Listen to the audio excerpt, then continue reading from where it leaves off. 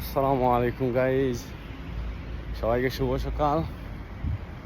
আজকের দিনটি খুবই স্পেশাল। আমি ইতালি থেকে গ্রিসের উদ্দেশ্যে রওনা হচ্ছি।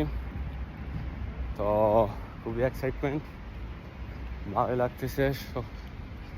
সকালটা শুরু হলো ভালো দিয়ে।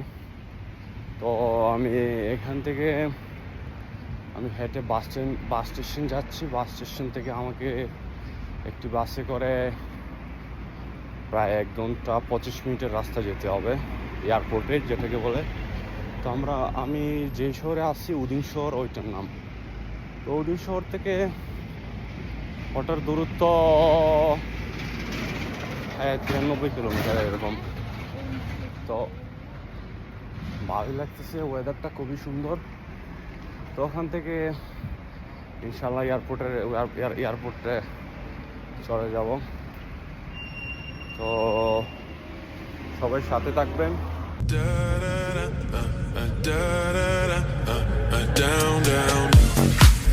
সো গাইস, আমি এখন গাড়ির সিটে বসে আছি, খুবই ক্লান্ত, কারণ সকাল ঘুম থেকে উঠে পড়েছি। আজকের দিনটা খুবই সুন্দর একটি দিন ছিল। এখন বাসে করে যাচ্ছি এয়ারপোর্টে। তো দেখতেই পাচ্ছেন বাইরের দৃশ্যটা।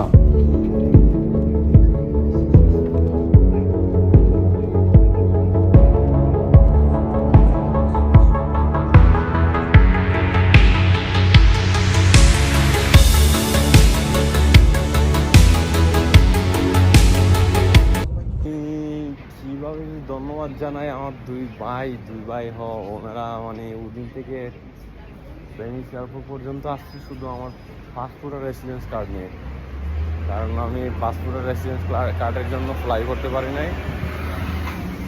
ভাই আসছে এখন পর্যন্ত, ওই যে পাসপোর্ট নিয়ে কিছুক্ষণের মধ্যেই বাইরে পড়বো। এই যে কইছে আমার বাইরে আসার জন্য, আমি এই যে বাইরে অপেক্ষা করতেছি ভাইয়ের জন্য। তো আসলে সকালে আমি আসার সময় আমি পাসপোর্ট আর আমার রেসিডেন্স কার্ড আমি বাসে চলে রেখে এসে পড়ছি। তো পরে কি করবো, বাইরে ফোন দিলাম, ভাই কি করতে পারি। এখন ভাই কইতেছে ঠিক আছে দাঁড়া আমি দেখি। এই যে পরে দেখি এই ভাই নিজেই আইসি নিয়া। বাইকে আমি অসংখ্য ধন্যবাদ জানাই। ভাই আইতেছে,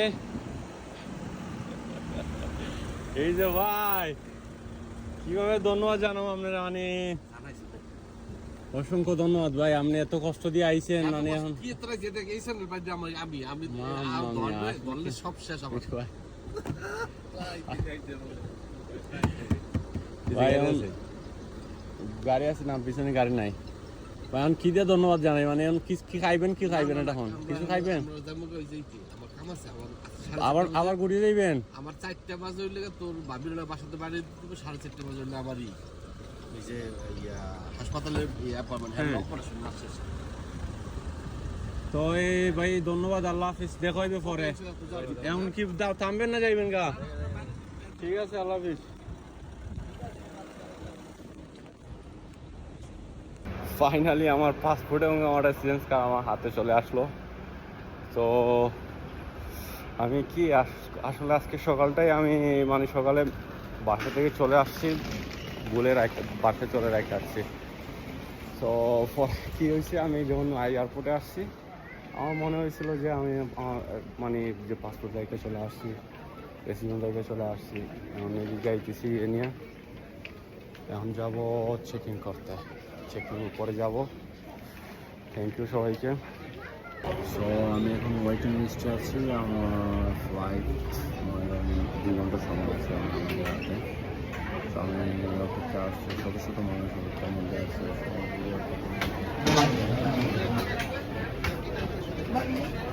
সব অপেক্ষা আছে, সবাই মনে করেন ফ্লাইটের অপেক্ষার মধ্যে আছে, অপেক্ষা করতেছে ফ্লাইট হবে কবে।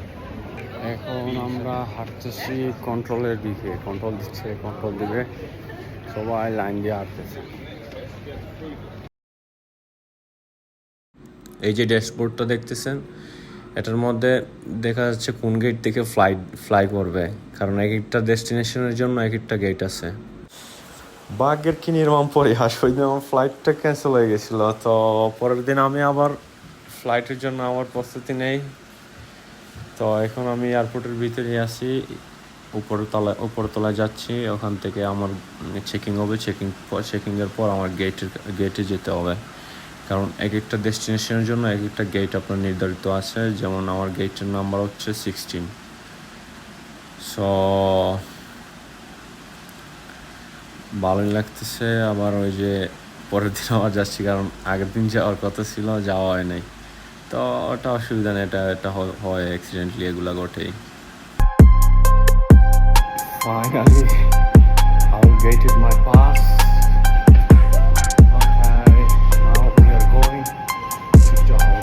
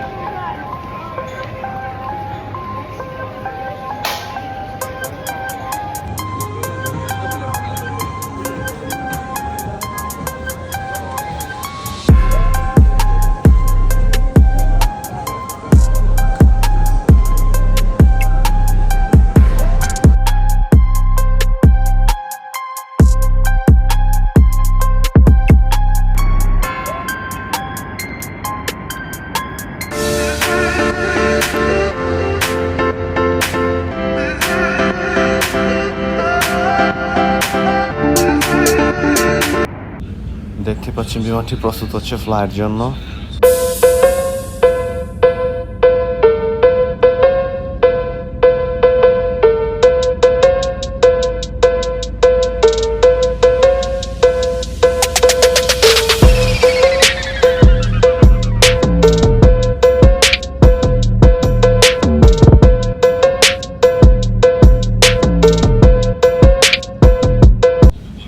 আমার ফ্লাইটই ছিল সুইজারল্যান্ডের উদ্দেশ্যে। ভেনিস এয়ারপোর্ট থেকে জুরিক এয়ারপোর্ট, ওখানে গিয়ে ওটার ট্রানজিট ছিল। তো এখানে ডিসপ্লের মধ্যে দেখাচ্ছে ডিউরেশন বা ওটার ডেস্টিনেশন কতটুকু দূরত্বে বা কত কিলোমিটার ওইটা। সুইস এয়ারলাইন্সের সার্ভিসটা ভাই অসাধারণ। ওরা কাস্টমারকে যেভাবে সারভাইভ করে বা যেভাবে সার্ভিস প্রদান করে, এটা মনে করেন আপনার ইনক্রেডিবল। সো এই দৃশ্যটি হচ্ছে ভেনিস শহরের, যেটা একটি ভাসমান শহর, চতুর্দিকে পানিতে বিস্তীর্ণ। সেটা হচ্ছে পাহাড়ের একটি দৃশ্য। পাহাড়গুলো অনেক উঁচু উঁচু পাহাড়। মনে করুন ফ্লাইট যেহেতু উপর দিয়ে যায়, ওইটা আপনার মনে করুন স্পষ্ট সবই দেখা যাচ্ছে। তারপর আবার অনেক জায়গায় বরফ জমে আছে, ওগুলা দৃশ্য মনে করেন আপনার একটা আকর্ষণীয় একটা একটা মোমেন্টাম তৈরি করে ওই জিনিসগুলো। ও মাই গড, এটা আরো ক্রেজি। মানে যে দৃশ্যগুলো মনে করেন আপনার